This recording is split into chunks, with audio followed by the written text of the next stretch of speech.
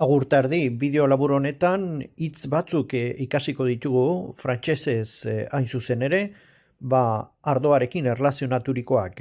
Esaldiak ere bai, jakina. Hasteko, esan dezagun ardo, vin esaten dela frantsesez, eta ardoa, deklinatuta, hain zuzen, le vin. Beste alde, ardo beltza, le vin rouge. Eta ardo zuria, le vin blanc. Ardo gorria, le vin rosé. Ardoa parduna, le vin pétillant. Ondoren lau esaldi ikusiko ditugu. Lehenbizikoa, baso bat ardo. Frantsesez, modu honetara esaten da. Un verre de vin.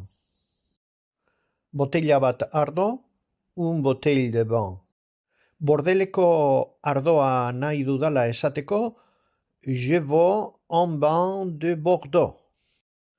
Eta laugarren esaldian honakoa esan nahi dugu. Tursaneko ardoa oso gustatzen zait.